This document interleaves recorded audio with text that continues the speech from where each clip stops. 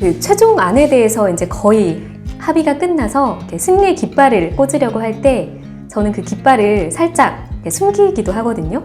그러니까 예를 들면 다 조건이 협의가 됐다고 생각했는데 그 최종안에 대해서 조금 더 고민하면서 시간을 다소 끈다거나 아니면 조금 더 조건을 조율하는 모습을 보이기도 해요. 그 이유는 무엇일까요? 바로 상대방에게 승리감을 심어주기 위해서입니다. 만약에 최종안을 상대가 제시를 했는데 저희가 덥석 물어버린다면 어떻게 될까요? 네, 너무 좋아요 라고 반응을 한다면 상대방의 기분은 어떨까요? 금액을 더 낮출 걸 그랬나?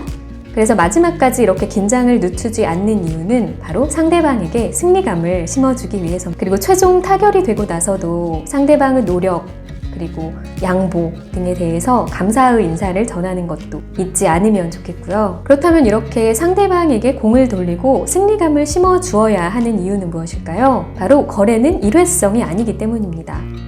물론 일회성 거래가 있기도 해요. 하지만 저희의 목표는 장기적인 파트너십을 형성하는 것이기 때문인데요. 모든 일은 마무리가 중요합니다. 이러한 호의가 서로 번갈아 쌓이면서 견고한 파트너십이 형성이 되는 거예요. 또 하나 장기적인 파트너십을 위해서 중요한 것은 서로 간의 균형입니다. 내가 너무 끌려가서도 안 되고 또 상대방이 너무 그래서도 안 되고 상대방과 파트너십을 맺는다고 해서 너무 가까워서도 안 되고 그렇다고 해서 너무 멀어서도 안 되고, 그래서 그 사이에서 균형을 잡는 것, 마치 외줄타기 하듯 이렇게 섬세하게 균형을 잡아야 하는데요. 따라서 협상 마무리 단계까지 긴장을 늦추지 않고 상대방을 독려하고 균형을 잡아가는 노력, 이것이 굉장히 중요할 것 같습니다.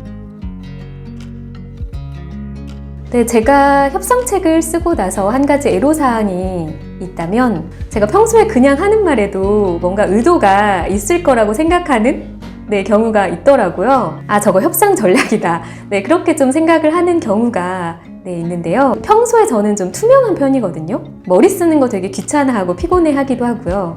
근데 가끔 상대방은 제가 협상 전략을 사용하고 있다고 생각하는데 저는 막상 아무 생각이 없고, 그래서 서로 간에 이런 주파수라고 해야 될까요? 그런 핀트가 좀 어긋나는 일도 있는 것 같습니다. 협상에서는 감정이 생각보다 훨씬 중요합니다. 협상은 사람을 대상으로 하는 곳이고, 사람은 사실보다는 감정으로 움직이고 의식보다는 무의식의 지배를 받는 존재이기 때문인데요. 협상학의 대가이자 와튼스쿨 교수인 스튜어트 다이아몬드에 따르면 협상에서 합의를 이끌어내는 데 가장 중요한 요소는 놀랍게도 바로 호감이나 신뢰 같은 인간적 요소라고 합니다. 그 다음이 절차고요. 전문 지식은 채 10%도 되지 않는다고 해요.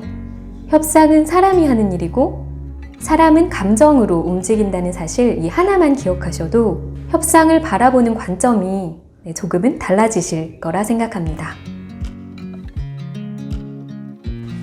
최근에도 똑같이 이제 국내에서 저는 콘텐츠 협상을 담당을 하고 있고, 그 외에도 되게 다양한 활동들을 하게 됐어요. 책을 쓰고 나서 이렇게 기업에서 특강이나 협상 강의 요청이 와서 좀 기업에서 협상 특강을 하고 있고, 또 대학원에서 제가 협상학과 석사과정을 따기도 했고요. 또 라디오에도 출연하고, 제가 또 책을 좋아해서 책 읽고 갈래 라는 유튜브도 운영을 하고 있고요.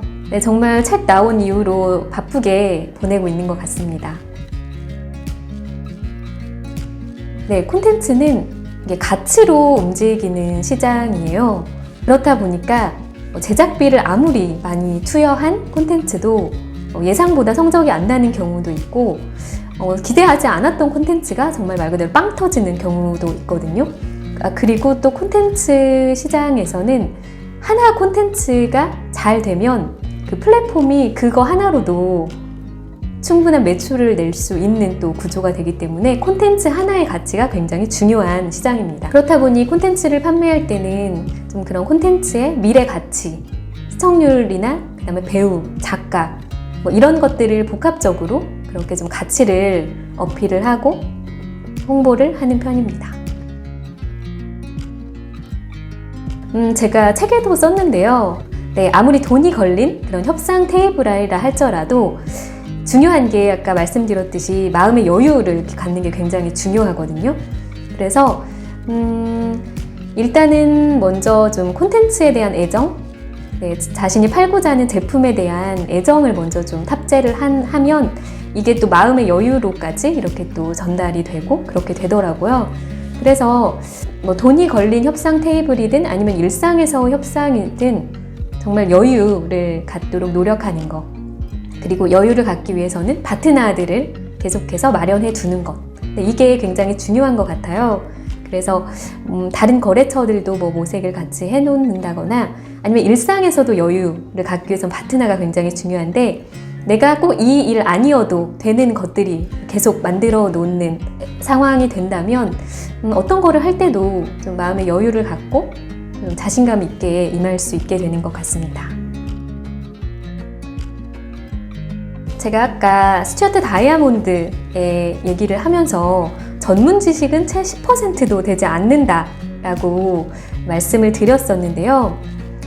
많은 협상책들이 협상에서 굉장히 중요한 것 중에 하나로 협상에 대한 준비를 꼽고 있는데요.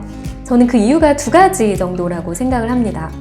먼저 협상에 대한 준비, 그러니까 사전 조사를 철저히 하면 물론 그 자체로도 도움이 돼요. 아까 스튜어트 다이아몬드의 얘기를 했듯이 전문 지식, 인간적인 요소에 비해서는 좀 낮은 퍼센트이긴 했지만 그래도 중요한 부분이기도 하거든요.